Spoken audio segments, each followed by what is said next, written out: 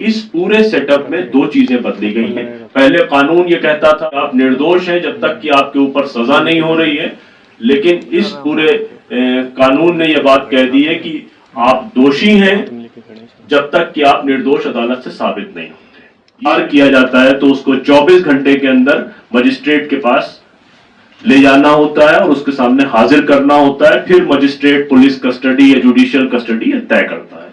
लेकिन इस पूरे कानून में इतना क्योस है, इतना कंफ्यूजन है कि इसमें पुलिस डिटेंशन का कोई भी टाइम ग्राउंड नहीं लिखा गया, यानी कि 24 घंटे से ज्यादा भी हो सकता है, 3 दिन भी हो सकता है, 10 दिन भी हो सकता है, उससे ज्यादा भी हो सकता है। तो उसमें कोई क्लैरिटी इस पूरे मामले में नहीं है।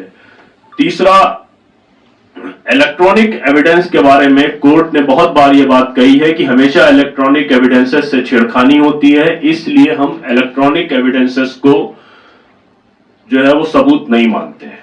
लेकिन इस नए कानून के तहत इलेक्ट्रॉनिक एविडेंसेस को सबूत माना गया है, जिससे और उसके साथ साथ पुलिस को बगैर किसी वारंट के आपका इलेक्ट्रॉनिक इक्विपमेंट कोई भी हो, यानी कि आपका लैपटॉप है, आपका मोबाइल है, आपका टैब है, उसको पुलिस बगैर किसी वारंट के ले सकती है। तो जिसके नतीजे में यह है कि कल को आपने अगर कोई व्हाट्सएप भी फॉरवर्ड किया है तो आपका मोबाइल पुलिस अगर लेती है और उस पर यह बताती है कि इस पे कोई चीज हुई है, कोई अपराध हुआ है, तो आपको वो केस बन जाएगा और आपको निर्दोष होने तक अपने आप को साबित करना होगा, जिसमें जमानत के प्रावधान को बहुत मुश्किल कर दिया गया है। तीसरा जो सबसे बड़ा, उसके बाद जो आखिरी जो सबसे बड़ा चैलेंज है इस पूरे केस में, टेररिज्म, आतंकवाद की जो परिभाषा है उसको बहुत वेग कर दिया गया है। या और उसके साथ साथ किसी भी, पहले क्या था कि नेशनल इन्वेस्टिगेशन एजेंसी जो थी उसको पूरे देश में आतंकवाद के मामलों पर जांच करने का अधिकार था। उसके अलावा स्टेट्स ने अपने एंटी टेररिस्ट स्क्वाड या स्पेशल सेल्स बनाए हुए थे जो कोर्ट निर्धारित करता था। लेकिन अब इसमें दो चीजें करी गई हैं। आतंकवाद की परिभाषा को बहुत ही लाइट कर दिया गया है, यानी कि किसी भी केस को, यानी आपने अगर एक सोशल मीडिया पोस्ट भी छोटी सी डाल दी तो वो उसको आतंकवाद की परिभाषा के तौर पर ले लिया जाएगा। और लोकल पुलिस को आतंकवाद जैसे सेंसिटिव मामलों की जांच का अधिकार दे दिया गया है।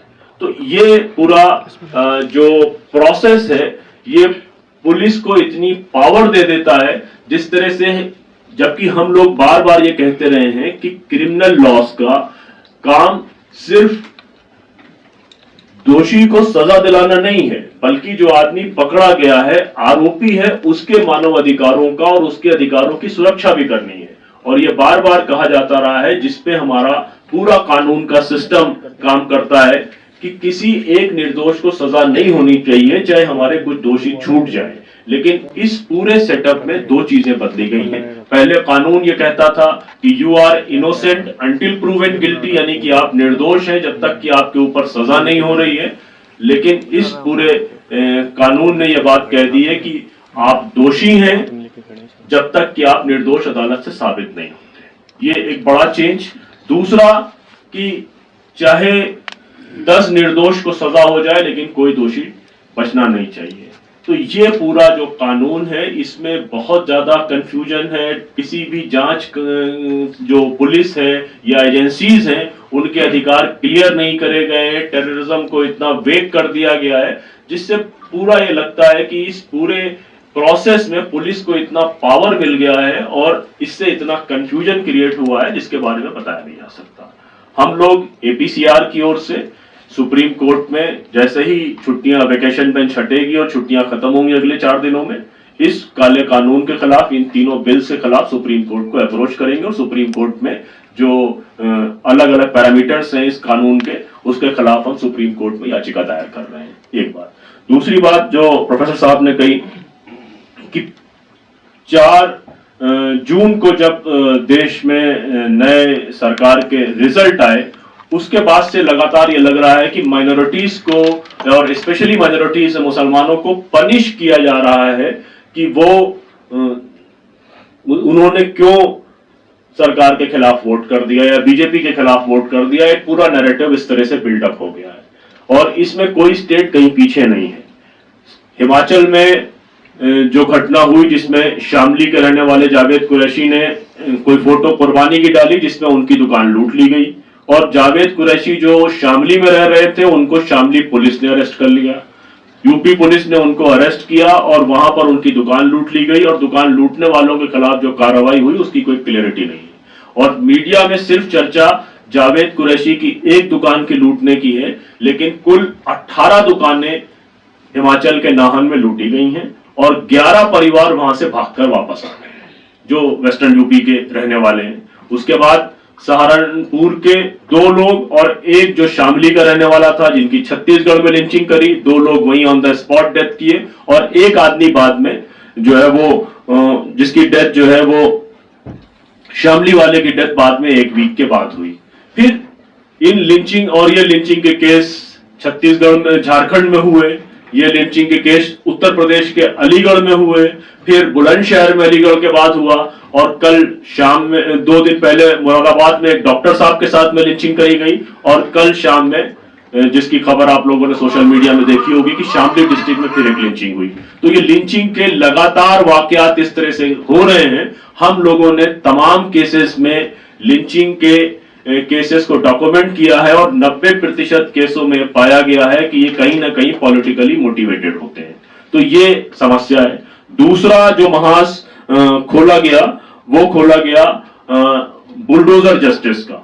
मध्य प्रदेश के मांडला में, उज्जैन में और जावरा जो रतलाम डिस्ट्रिक्ट में है, वहां पर लगातार बुलडोजर चलाए गए। कहीं कोई बेसिक एफआईआर के बाद लोगों के खिलाफ बुलडोजर चला दिए गए, और बुलडोजर ऐसे चलाए गए कि जावरा में नौशाद और शाहरुख 2 लोगों को अरेस्ट किया गया, और उनको जब अरेस्ट किया गया तो उनके परिवार को अंदेशा था और वो अपने मकान के लिए इंदौर हाईकोर्ट में उन्होंने अप्रोच किया, और हम लोग उनके बिहाफ पे इंदौर हाईकोर्ट गए। 12:30 बजे हम लोगों को ऑर्डर हाथ में लगा स्टे का कि कोई भी मकान नहीं गिरना चाहिए, लेकिन पुलिस ने और म्युनिसिपल कॉर्पोरेशन ने बैक डेट की नोटिस चिपकाई घर में, उसका वीडियो डाला और उसके बाद 1 घंटे के अंदर बुलडोजर से मकान तोड़ दिया। अब मकानों की पहली बात तो ये कि अगर बुलडोजर से ही जस्टिस डिलीवर करना है तो अदालतों की कोई जरूरत नहीं, अदालतें बंद कर देनी चाहिए। और अगर आप उसी आदमी को पनिश कर रहे हैं तो जो 2 केसेस मैंने आपको जावरा के बताए उसमें एक आदमी, दोनों लोग संयुक्त परिवार में रहते हैं। जो शाहरुख जो आरोपी है, उस आरोपी के मामले में उसकी दादी का मकान था और उसके पिता जो है वो 4 भाई थे और चारों का परिवार उस मकान में रहता था। वो मकान तोड़ दिया गया। नौशाद का जो मकान तोड़ा गया उसके मकान में 3 भाई थे और मकान उसकी मां के नाम था। तो पहली बात तो ये कि आपको बुलडोजर का राइट किसने दिया, एक अपने आप में डिबेट है। लेकिन अगर आप उसी को भी पनिश करना चाहते हैं तो ज्वाइंट फैमिली में जिसके नाम मकान नहीं है, जो उस मकान में सिर्फ एक आदमी रह रहा है 20 लोगों में से, आप उसको लगातार पनिश कर रहे हैं। फिर इसी की तरीके से लगातार कम्युनल वायलेंस के केसेस हुए। जिस दिन नतीजे आए उसके तीसरे दिन तेलंगाना में हैदराबाद से 1 घंटे दूर मेडक में कम्युनल वायलेंस करे गए। मुसलमानों के जो एस्टेब्लिशमेंट थे, कार के शोरूम थे, मोटरसाइकिल के शोरूम थे, उनके रेस्टोरेंट थे, दुकानें थी, उनको तोड़ा गया, आगजनी करी गई और पुलिस ने दोनों पार्टियों को अरेस्ट किया। लेकिन नेक्स्ट डे मॉर्निंग जो नॉन मुस्लिम्स अरेस्ट किए गए थे, बल्कि नॉन मुस्लिम हम नहीं कहेंगे, हम उनको राइट विंग के गुंडे कहेंगे, उन लोगों को जब अरेस्ट किया गया तो वहां के जीते हुए सांसद मेडक के जो खुद वकील हैं, उन्होंने 13 लोगों की तुरंत जाके अगले दिन वकील बनकर बेल कराई। बाकी हम लोगों ने नेक्स्ट डे लोगों की बेल कराई, क्योंकि ज्यादातर कम्युनल वायलेंस में इनोसेंट लोग होते हैं और हम सब ये मान के चलते हैं कि जब तक इन्वेस्टिगेशन प्रूव नहीं होती तब तक हम सब इनोसेंट है। जैसा कि हिमाचल वाले मामले में मुजफ्फरनगर की जो लैब थी उसने 2 दिन के बाद रिपोर्ट दिया कि वो बीफ नहीं था बल्कि भैंस का गोश्त था, जिसकी फोटो थी और जिसके बिहाफ पे उसकी दुकान लूट ली गई और उसको अरेस्ट कर लिया गया। या दूसरी जगह जो गोश्त के मामले हुए, जहां पर मध्य प्रदेश में कई मामले ऐसे हुए जिसमें इनिशियल एफआईआर मुसलमानों के खिलाफ करी गई और बाद में ये रिपोर्ट आई सीसीटीवी फुटेज से कि गोश्त मुसलमानों ने नहीं बल्कि राइट विंग के ऑर्गेनाइजेशंस के लोगों ने फेंका था। तो हम ये मान के चल रहे हैं कि ये सारे केसेस पॉलिटिकली मोटिवेटेड हैं, लेकिन तमाम राज्य सरकारें, चाहे उसमें हिमाचल प्रदेश की कांग्रेस की सरकार हो, उत्तर प्रदेश में योगी जी की सरकार हो, मध्य प्रदेश की भाजपा की सरकार हो या तेलंगाना में कांग्रेस की सरकार हो, तमाम सरकारें मुसलमानों को, और जैसा कि ये बताया गया कि जो मास प्रेयर संडे की क्रिश्चियंस की होती हैं, उनकी चर्चेस की प्रेयर में जिस तरह से हमले हुए हैं, ये तमाम राज्य सरकारें, चाहे वो कांग्रेस की हो और लार्जली भाजपा की, इन हमलों को रोकने में नाकाम रही हैं। हम लोग ये कोशिश कर रहे हैं कि कम से कम पहली गतिविधि ये हो कि वो जो तमाम छोटे मोटे इंसिडेंट्स हैं, यानी कि जैसे बंगाल के बारे में कोई चर्चा नहीं हो रही है, बंगाल में 11 लिंचिंग के केसेस हुए हैं अब तक, जब से नई सरकार चुनकर आई है। 3 दिन पहले भी एक लिंचिंग वहां पर हुई है मुर्शिदाबाद में।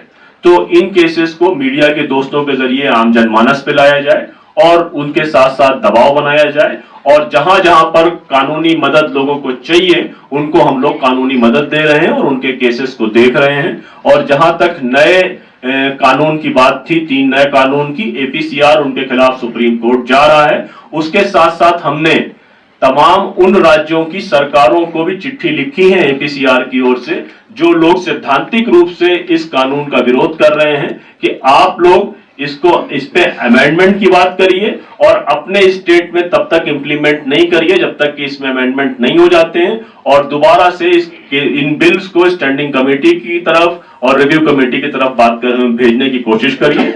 ये जितने भी केसेस मैंने बताए हैं, छत्तीसगढ़ में कोडरमा की जो लिंचिंग हुई, या मेडक का कम्युनल वायलेंस, या पाली का कम्युनल वायलेंस, या राजस्थान में जयपुर और जोधपुर के कम्युनल वायलेंस, ये सारी रिपोर्ट की सॉफ्ट कॉपी है। आप अपने मोबाइल से अगर इसको स्कैन करेंगे तो ये सारी रिपोर्ट्स आपके मोबाइल में आ जाएंगी, जिससे आपको डिटेल मालूम चल जाएगा कि ये जो केसेस के नाम गिनाए गए हैं हमारे प्रेस स्टेटमेंट्स में, उनका डिटेल रिपोर्ट आपके पास मिल जाएगा। बहुत शुक्रिया, धन्यवाद।